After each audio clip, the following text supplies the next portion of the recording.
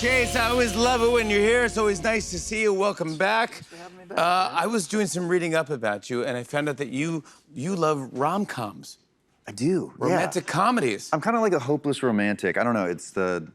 I mean, listen, Matthew McConaughey, Kate Hudson, you kind of can't go wrong. Yeah. What other romantic comedies did you love? 50 First Dates. How to Lose a Guy in 10 Days. I mean, just go with it. You can go and go. How'd you and go. discover those? You just go, I'm a romantic. I want to be in these. I don't know. I was like 10 or 11, and I think weirdly, it started with Ghost and Patrick Swayze, which is not a rom-com by any means. No, but more kinda rom, seemed- yeah. Yeah, a little more rom and drum. Yeah, more rom and drum than com. Yeah, absolutely. Yeah. And then I just kind of fell into the rabbit hole of comedy, And rom-com. did they ever inspire you to make any great romantic gestures in your own life? You know, I always wanted to do the, Heath Ledger down the steps and the singing, and I couldn't do it. I'm so scared. Like, I'm such a wuss. You're scared of doing it? Yeah, and then, you look in the mirror and you try to do the Matthew McConaughey. You're like, all right, all right, all right. Yeah, you You're like, can't. no, Stokes, don't. Don't Stokes, don't do it. I love the beard, by the way. This is legit. You're a stud. I've grown up. Yeah, exactly. You are growing up.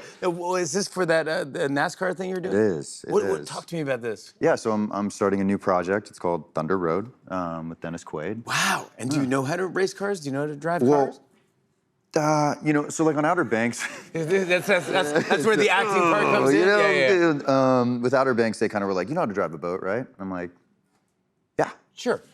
Yeah. As actors, we just say yes to everything. So it was a yes, and then we got in the boats, and I kind of did the same for this. And so they're like, all right, we'll come to Atlanta. We're going to go to Atlanta Motor Speedway. We're going to drive. I'm like, oh, okay.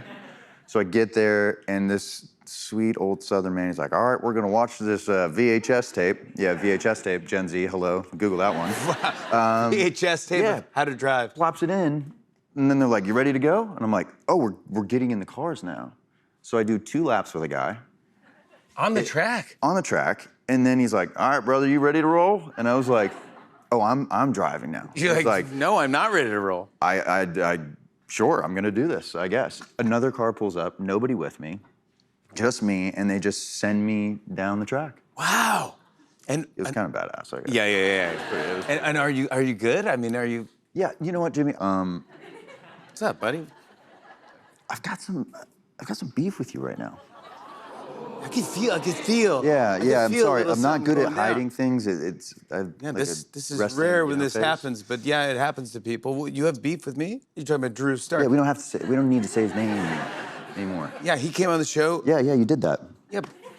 He's just a nuisance, he's everywhere. I know, but we were friends. You've been on the show a bunch of times and you've been great to us. Yeah. I just figured, you know what? Spread the wealth, and Sure, get yeah, people just to- maybe not Drew. You don't have to see him anymore. He talked very nicely about you, by the way. I love that man. I really do. But you became friends? I think he was telling me like in real life. Did you help him move? Yeah. Oh God, he told you that? Yeah. Did you like show up in a U-Haul truck or something? Yeah. So when we started the show, we had auditions against each other for years prior to the show, and so we kind of were like, wait a minute, And so he's like, can you help me move? And I was like, yeah, of course, I'll help a brother out. And so he has this U-Haul, and I'm thinking he's got all sorts of like ridiculous stuff inside this U-Haul. He's like, all right, here we go. Opens the back. It's 1 single mattress, 3 coffee cups, a keyboard, a filing cabinet. Oh, yes. I've purchased one of those. And a record player. That was it. And a record player. In a full-blown U-Haul.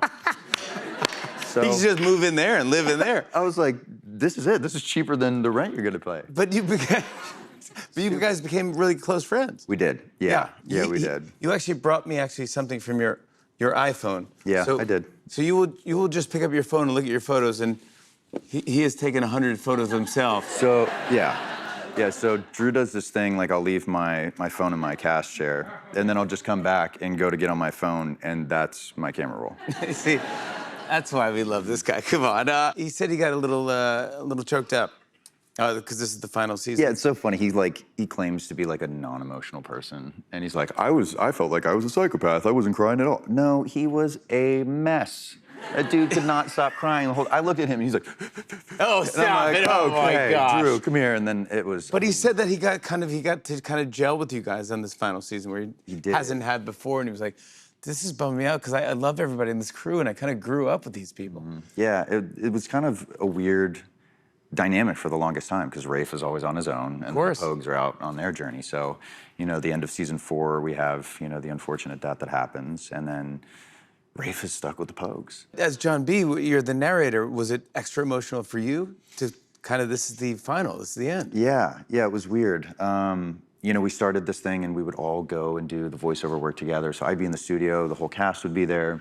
You actually lived together at one point. We did. Yeah. Did during the pandemic. Yes, you lived together during the pandemic, and then I remember this character was invented. Oh, God. Tammy. And Tammy, I'm a big fan. Tammy. Now, how did Sweet Tammy. Sweet Tammy, how did Tammy get invented, and it will never go away? Do you realize that? Yeah, no, it haunts me, obviously. Is Tammy getting her own spin-off? I think she might get a new spin-off, yeah. Yeah. We're talking to Netflix actually backstage about it. Oh, that's perfect. So we're working it in. Can we tell everyone what's happening in the final season of Outer Banks? Again, yeah, so, you know, obviously after JJ's passing, the Pogues are going out for revenge. And so it's really, what are they going to do to get the things that they love in life, and how are they going to take care of themselves into the future? So it's action-packed as always, a lot of love, and we're landing the plane. There you go, bud. Congratulations on a good run. It's awesome. Come back whenever. We love you. Come back. I want to show a clip. Here's Chase Stokes in season 5 of Outer Banks. Take a look. You deserve this. Yeah, man, you deserve it. Jesus! Oh! Yeah, don't frickin' do that, Pope. What's the problem? You can't just pop up like David Blaine. I asked you for a ride yesterday. I thought that was for yesterday. No, that was for today. Well, I had to go drop off a package, so that's what I'm doing. In figure 8. Yeah, so if you could just watch the van, that would be great. What kind of package? Just a package, right? Right. And what's the crowbar for? Pope, if you could just man the fort while I'm gone, it'll be quick. Okay, so you want me to be a lookout? I'm not asking you to be a lookout. I'm just asking you to be aware of your surroundings. Come on, John B. Come on, man. Chase Stokes, everybody. The 5th and final season of Outer Banks begins streaming this Thursday on Netflix. We'll be right back with a performance from the Stray Cats. Stick around, everybody.